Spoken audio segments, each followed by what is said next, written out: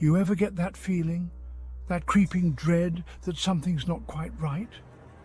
Like the walls of your safe space are closing in. That's how it started for me in my gated community, nestled in the supposed safety of suburbia. I thought I was secure, shielded from the chaos outside. But the truth? The real terror? It wasn't lurking in the shadows beyond the gates. It was already inside, waiting.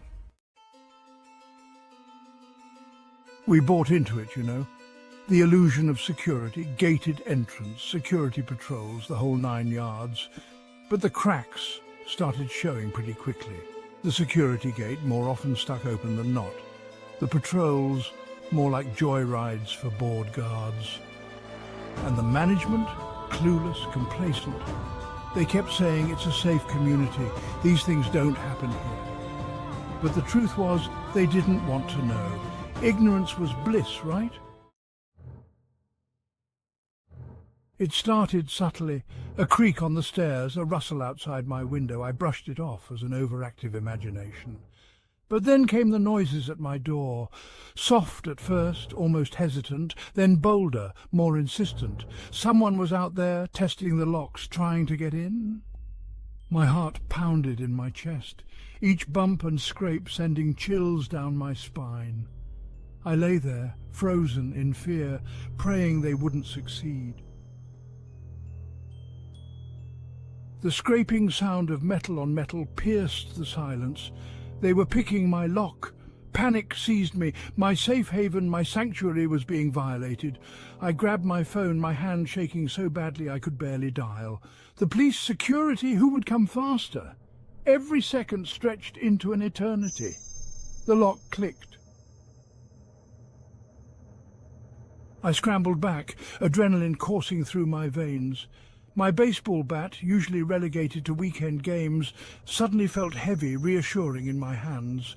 My mind raced, strategizing escape routes, identifying potential weapons. The intruder was in my home, in my space. This wasn't a movie, this was my life on the line. A floorboard creaked outside my bedroom door. They were inside. Heart hammering in my chest, I crept towards the peephole, my eye pressing against the cold glass. 2 figures, hooded, barely visible in the dim hallway light. They were whispering, their voices low and menacing. Terror, raw and primal, surged through me. I had to act fast. Thinking on my feet, I grabbed my phone and hit speed dial, my heart pounding in my chest. My friend answered on the second ring. "Friend?" "Yo," he said, his voice casual, oblivious to the terror gripping me. "Me." "Hey man, I need your help," I said, forcing my voice to sound calm, though my hands were shaking. "Me, I'm streaming right now. Can you make some noise like you're raiding in a game? Friend?" "Dude, you're weird, but okay," he started yelling into the mic, the sounds of gunfire and explosions filling my apartment. It was chaotic, but exactly what I needed. The figures outside my door froze, clearly startled by the sudden noise. I held my breath, hoping they would leave. The figures retreated, their footsteps fading down the hallway.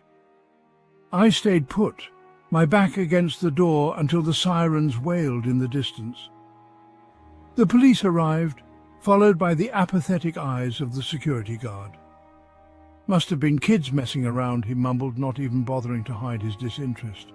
But I knew better. This wasn't kids. This was something far more sinister. The following nights were torture. Sleep was impossible. Every creak, every shadow sent my heart racing. Then, one night, it happened again. A light flickered outside my window.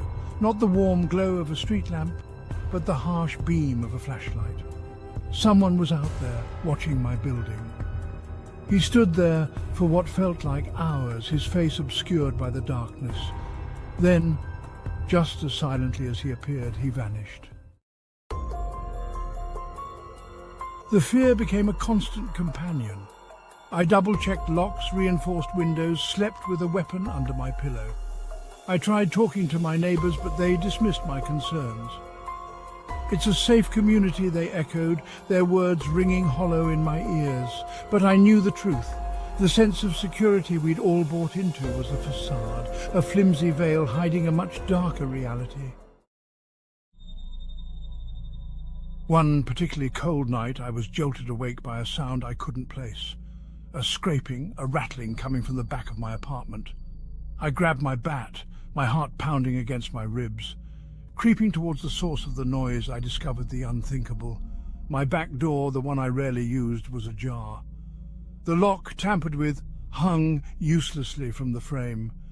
They'd been here inside my home while I slept. The next morning, the news spread like wildfire. My neighbour, 2 buildings down, had been burglarized. Their story was chillingly similar to mine. The flimsy locks, the indifferent security, the feeling of being hunted in their own homes. Fear, it seemed, was the only thing truly thriving in our gated community. We were prisoners in our own paradise, trapped by the illusion of safety. Enough was enough. I invested in a state-of-the-art security system, reinforced every entry point, and installed motion sensor lights that bathed my property in an eerie glow. My apartment, once a sanctuary, now resembled a fortress. But it wasn't just about bricks and mortar, it was about taking back control, reclaiming my peace of mind. One morning I woke to the sound of shattering glass. My heart leaped into my throat. Rushing to the window, I saw him, a gaunt figure, his eyes wild and unfocused, scrambling over the broken shards of my neighbour's window. He was high, desperate, and dangerous. The police arrived, sirens blaring, but the damage was done. Our illusion of safety shattered like the glass on my neighbour's floor. The break-in next door pushed me over the edge. I couldn't live like this, constantly looking over my shoulder, dreading the next inevitable incident.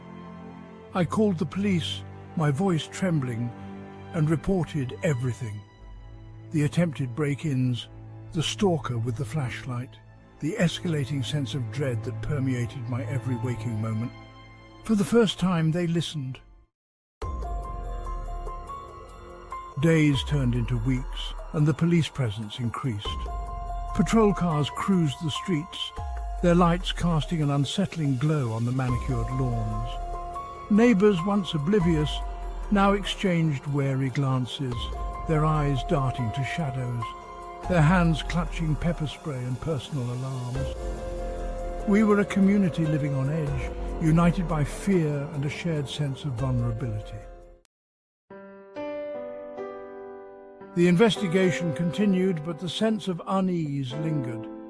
I continued to invest in security, my apartment a testament to my anxieties. But I also knew that true safety wasn't just about locks and alarms. It was about community, about looking out for one another, about refusing to be victims. We had let our guard down, lulled into a false sense of security. But we were awake now, our eyes wide open, determined to reclaim our peace of mind. We started neighbourhood watch programs, shared information, and built stronger connections. It wasn't just about protecting our homes, but about fostering a sense of unity and resilience. Together, we vowed to never let fear dictate our lives again, to stand strong and vigilant.